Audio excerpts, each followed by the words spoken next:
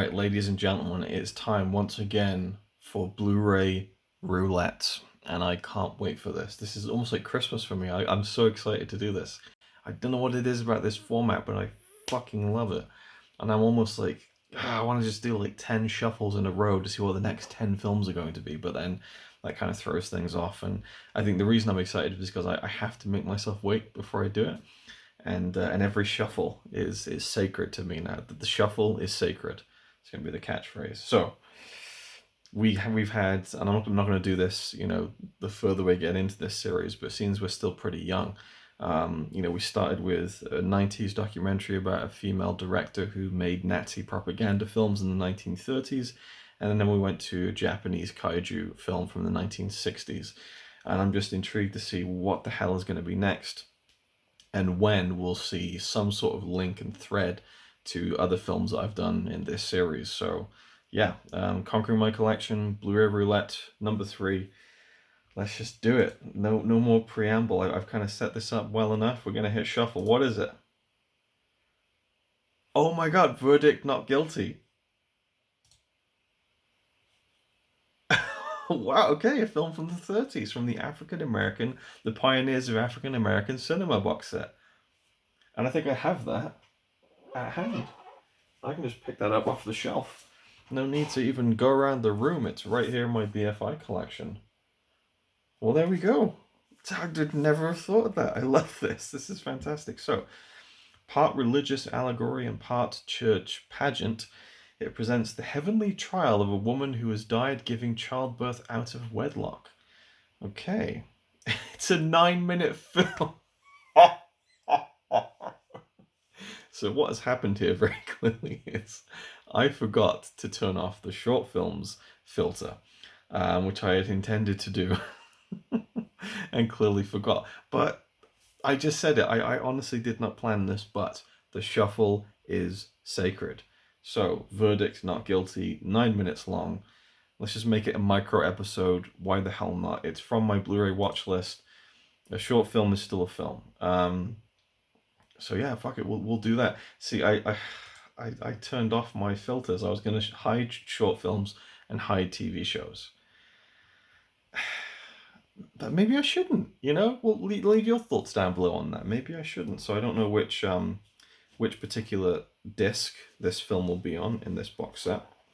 But you can take a quick look here. It does list everything on the back. So was it verdict not guilty? So yeah, disc 3, verdict not guilty. So I'll just hop over to the third disc of this box set.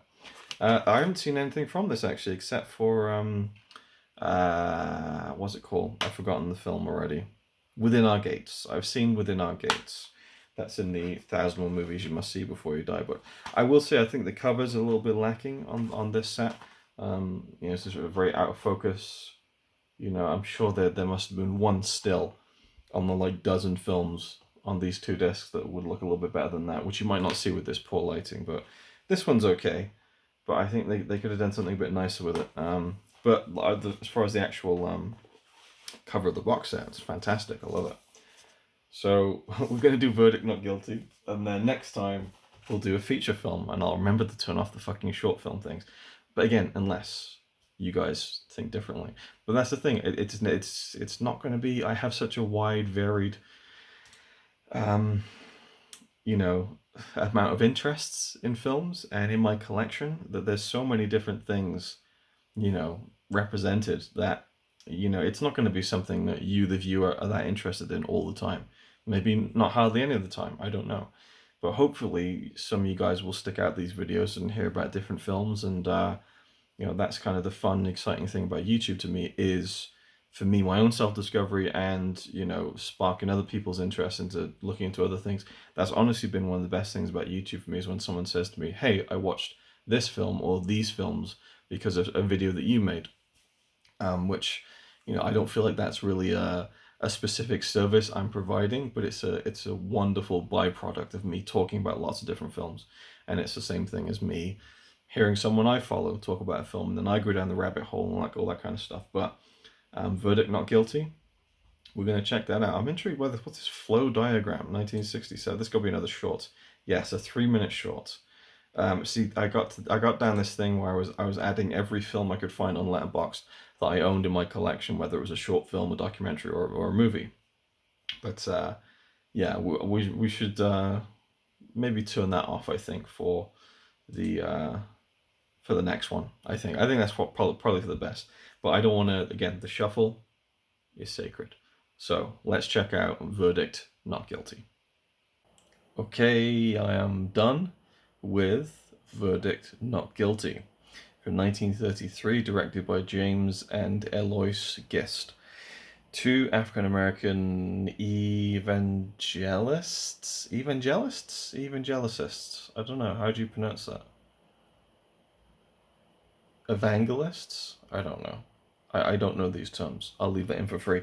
They had a traveling ministry, and part of the stuff that they were kind of sharing with people were films. They made a few films in the early 1930s, all silent films, I believe, and I can only assume that that's a byproduct of the fact that they made these films themselves independently.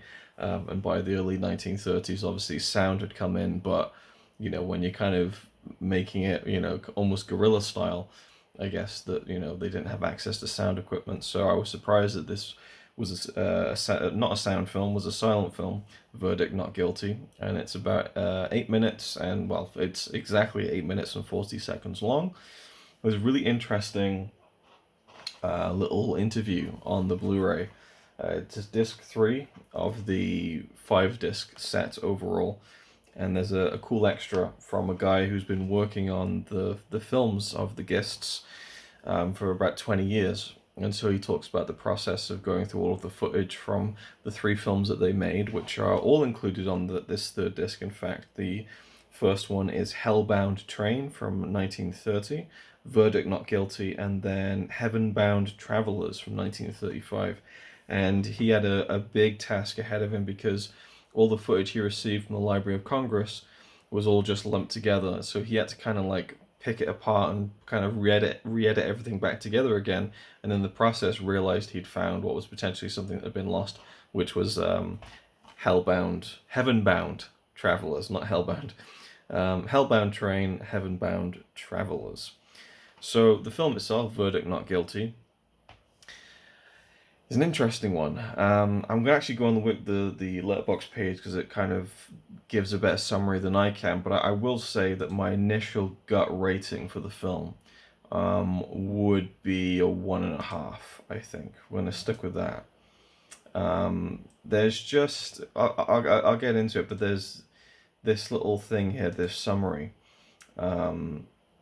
This is something that I think kind of sums it up better than I could, I suppose. Part religious allegory and part church pageant, it presents the heavenly trial of a woman who has died giving childbirth out of wedlock. And if you can, I'm not sure if you can read this on the screen as I'm presenting it, but you can kind of check it out or just go to the page yourself and read the rest. But it was a little bit tricky to get into, even though it's only 8 minutes long. The filming is very amateurish, as I guess you would expect with this couple who were making these films independently. But I found that to be the most interesting part of the film was how badly it was made. It's just one of those things. Like there's certain shots were out of focus.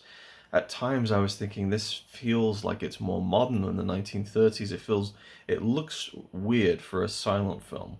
And I soon realized it's because some of the shots were kind of handheld and they're kind of meant to be locked off shots, but the camera's moving slightly. It gave off the feel of someone filming like a christening in a church, because you have this woman and you have like a kind of some demons and like the kind of personification of the devil, and then I suppose God sitting on these little steps, and they basically go through a trial for this woman, and you get flashbacks to kind of what happened in her life and stuff. And the contrast between the flashbacks and the actual ritual, the trial itself, was quite nice. But again, there's just a lot of out of focus stuff, and it's just not filmed very nicely, I think.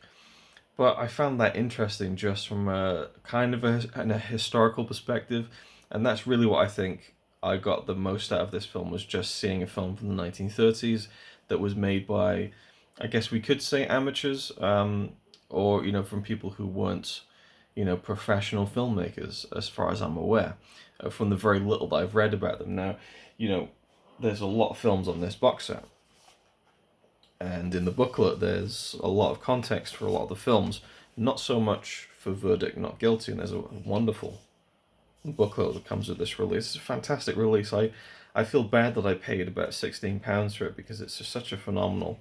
And actually, I'm not sure if maybe there might be maybe an essay on the guests inside this book. Let's see if I can find an index. There isn't an index at the beginning. That surprises me.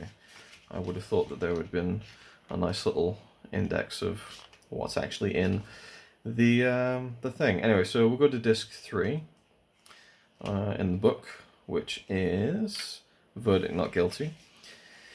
Yeah, there's just not much. I mean, you look at then again, there's Hellbound Train, which has a lot more information than Verdict Not Guilty, and I don't know if you can even see that with the terrible dog shit lighting in this video. Yeah, so